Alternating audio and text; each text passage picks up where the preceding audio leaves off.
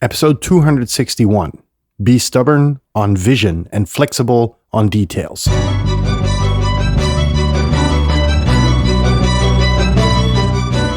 You're listening to the very best podcast in the world on health, wealth, and happiness. Please remember to leave a review and share with all your friends and family. And here is your host, Lars Hilser.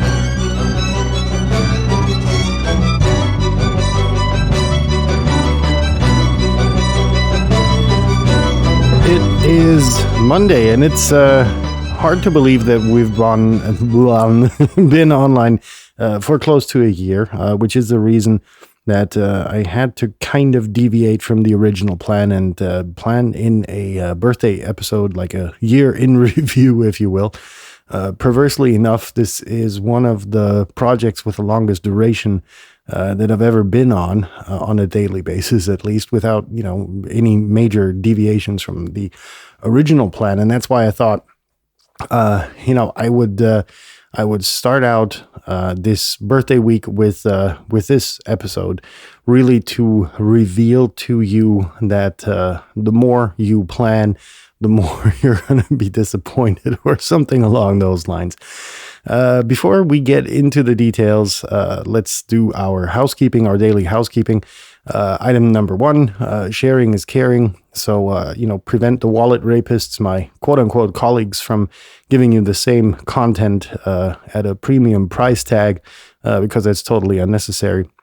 Item number 2, item number 1, in furtherance, is basically because then you're going to prevent your friends and your family from being wallet raped by those people. There we go. Now we have it complete. Item number 2, as always, is views on my own, yada, yada, blah. And item number 3 is construction mode still going on, therefore more concise, shorter episodes. Less elaborate, I don't know, but down to the point. There we go. How did I come up with this title? Well, it's really been all my life, and started out in the early days where, I got my first computer and started programming and playing games and, basically loving that machine and dedicating shitloads of time to it, with a very steep learning curve, lots of crimes that were committed, but devious fun being had. That led inevitably to the fact that, homework and other school-related enforced activities were kind of treated with the proper negligence, which, led to me spending long nights in front of the screen, getting up early in the morning to get on the school bus and bullying someone into giving me their homework to do a cheap copy paste and delivering that as, as gospel to the teachers.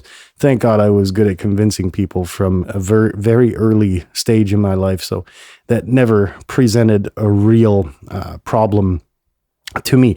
By the way, if you hear a passive aggressive sound in my voice, it's because I had to start to record this episode about 7 times because there was something wrong with the computer. Everything is rebooted. Batteries are exchanged, whatever, all the good shit. Anyhow, these improvisation skills were further perfected by my work in a voluntary fire department, which in Germany is a thing. I quickly rose the ranks, was battalion chief at age 25, I believe. And, you get to a building fire or, car accident or whatever it is at the end of the day. And the situation is anything but from the book. And so, you try to apply what you learned. It doesn't work. So you have to be all around versatile and be very, very, very good at improvising. And so that carried on, and I kind of took all of that knowledge that I gained therein and, really just transported it to my career as well, and the rest, I think, is history. I've explained it repeatedly. Now, why am I mentioning this? I'm a total idiot when it comes to planning, right? I can make a plan, I'm a good project manager, obviously, otherwise people wouldn't hire me or wouldn't have hired me. But still, a lot was left to chance, just to simply have the available time and resources that, I could put out fires in a more or less literal sense. However, that always left me with, a comfortable rest of time, at my availability when the project was close to getting finished. And, maybe a weekend or two, but anyhow, that would enable me to deliver on the deadline pretty much always. Now, why is that important? Well, on the other side of the river, you've got those people who walk around with their blinders on, pretty much, 24/7. And, they have their daily plan, and they have their weekly plan, and they have their monthly plan, and their quarterly plan, and their annual plan, and their decade, and their life plan, and whatever. And due to these blinders where they're not able to see left nor right at an appropriate angle to look for shortcuts or whatever, if you throw as much as a minute deviation in the way of their plan, their entire day, week, month, quarter, whatever, just collapses. And they are pissed and they're angry and they feel, they feel mistreated because something came up that wasn't anticipated, and that kind of ordeal.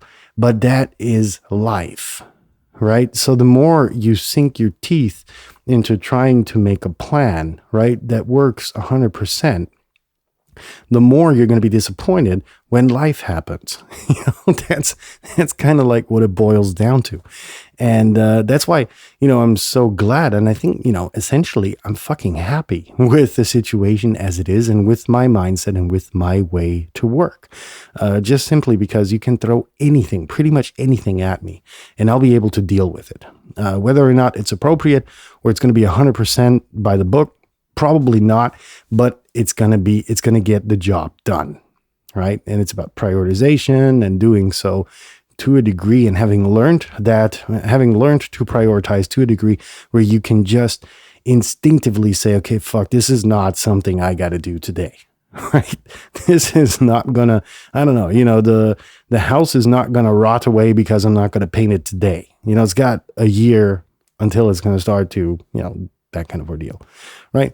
And so subconsciously, you become that good at just prioritizing that you're like that everything just works and flows, and even if you take a day to chill, it doesn't matter, right? Getting back to the other people, though, we come to a situation where these people with the blinders on, they're just going to be annihilated if anything, happens that wasn't accounted for previously. Right. And those people, I couldn't live personally. I couldn't live in a situation like that, in a life like that, where everything was down to plan, and I would have to get the plan done. And if I don't have my daily plan done, my weekly plan is going to start to spiral out of proportion. And I'm going to have to put in the extra work to get my weekly plan done to then be able to achieve my monthly plan. Shit just doesn't work like that. Life isn't like that. Anyhow, I think, we did get the point across that it's about having your grand vision, and the way you take there is going to be different from what you anticipate today. There's this famous picture, which I think I'm going to leave you with, where people have this, outstanding people have this vision of successful people, and that it was just a joyride getting there. Well, it's not that. There's a gazillion things that can go wrong that are going to be thrown in your way and to try to keep you from achieving that success. And only if you are flexible in the details of how you want to achieve your vision are you going to be able to essentially master them. I hope. At least I did. So maybe it'll work for you. In that sense, I hope you have a good rest of your Monday. And if you've already had your good Monday, have a good night. Leave your hands above the blanket. Stay safe, and we'll be in touch tomorrow. when we shall be talking about something I haven't really decided upon yet. Peace out, folks. Stay safe. Bye-bye.